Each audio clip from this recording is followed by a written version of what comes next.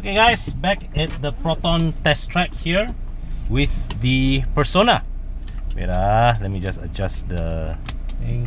So last week I was just here driving the Iriz up this bank turn. Now repeating the exercise with the Persona and trying to see if this new Persona is significantly improved from the preceding model, which I also own one. And right off the bat, immediately, right, I really feel that acceleration of a rolling start, gentle acceleration of a rolling start, feels quieter, feels smoother. This car feels noticeably more refined on the move. Okay, now we're just doing a gentle 80 kilometers per hour, climbing to 90. Smooth acceleration. I am still on half throttle. Now I'm pressing on to 100. Okay, I need to bring up the speed a little bit more aggressively in order to hit the bank turn. 120. Hitting it at 120. Alright. Good. Excellent high speed stability, as I always knew it with this car. Now it's pushing 130. Revs are holding at 3,500 RPM. Now, I've always felt that the Personas, the CVT, alright, the punch CVT, the ratios are a bit short. So when you're cruising on highway speeds, you do need to pull a substantial amount of revs. And if you're thinking of driving it at high speed, the cabin noise, at least this is with the pre-facelift model, can get a little intrusive. But this one, right now I can hear that it is quieter. Yep, it is quieter. Transmission feels smoother. High speed stability is same, is, well, doesn't feel much improved from before, but then again, it was already good to start with. So now we are going on a section of the track that's quite poorly surfaced, and the suspension coped with it fairly well. I think compared to the Iriz I drove last week, this suspension seems more comfort oriented, and that's not a bad thing. Okay, pretty good. Good first impressions.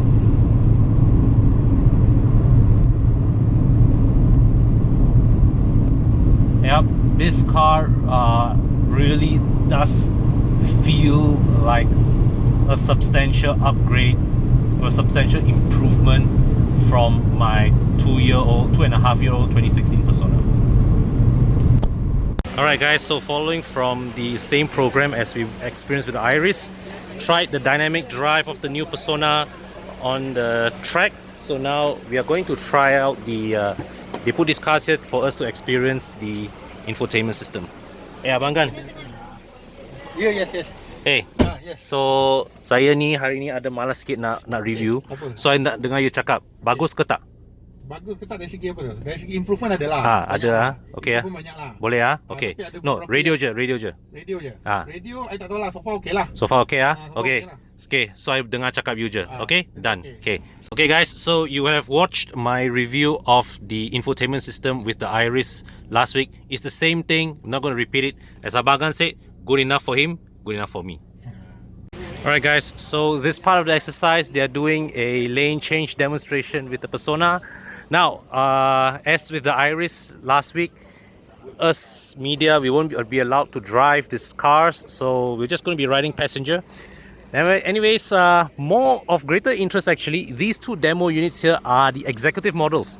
So I'll get to show you, alright, highlight some of the key differences between the premium model that we showed in my previous video as well as earlier in this video and the executive model here. So the executive model here is the mid-spec variant, alright. As I mentioned earlier in my previous video, features wise it is almost the same as the pre-facelift premium model that I currently have at home.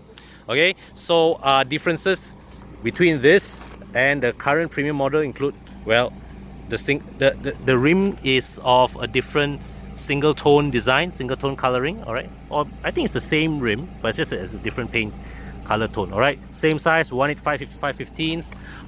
Here the window line, the premium model, this is black. Now the window frames here are colored.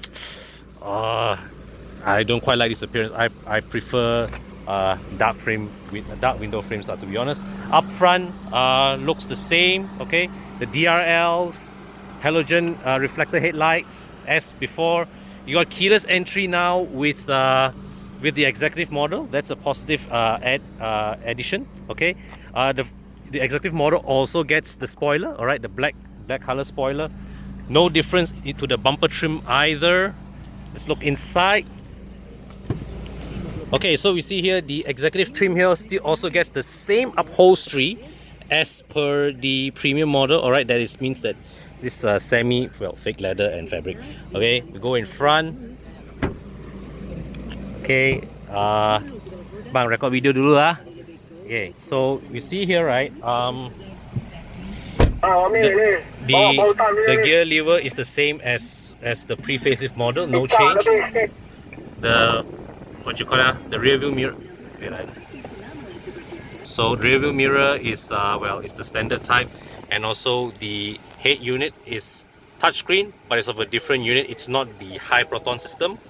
Everything else, everything else actually looks well. You got the rear USB port. So where I am from, right, in the pre-facelift premium model, this actually represents, well, pretty much on par in terms of features. Of course, executive model here got no curtain airbags. All right, no side airbags. Only 2 airbags here for this executive model. But that aside, in terms of features, this is right on par with my current 2016 premium version. All right, it's just that for me, honestly, right, if I were to consider trading in my current Persona for the my current premium Persona for the facelift one, the executive model actually is sufficient. Okay, it's just that I think this body color window frame is a bit potong steam, and going down to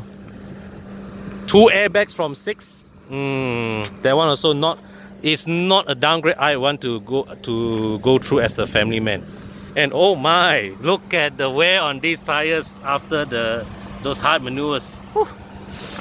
Better consider a tire change. So kita buat sekarang ESC on.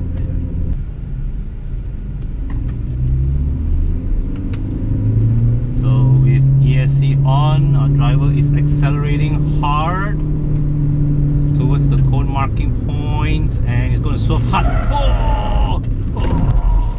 Alright, so quite obviously ESC has caught the car very any there was sand on the surface. Alright, so if a car with any car with a lesser chassis or less than well calibrated ESC would quite easily have lost control there. Okay, so now we are repeating the same exercise, same speed with ESC off. Off kan? Yeah. Off, huh? Okay, jom, let's do it. And accelerating 70, 80, 90 kilometers per hour. So, oversteer. Alright, but our abang here, skilled driver, caught the car effectively. Still, you know, if you're not as well trained as a Proton test driver, that could have been a massive accident in the making. Okay guys, that's it, done for today. Finished the preview program of the new 2019 Persona. Looks like a promising product. Alright, it's a much improved car from before, both aesthetically as well as in terms of its operating refinement. Okay, I think everybody agrees, okay, based on comments I've read so far, everybody agrees that this redesign has made the Persona looks so much better than the pre-facelift model. The other thing also is that I think they have, like with the Iriz we experienced last week, they have improved on the refinement of the car.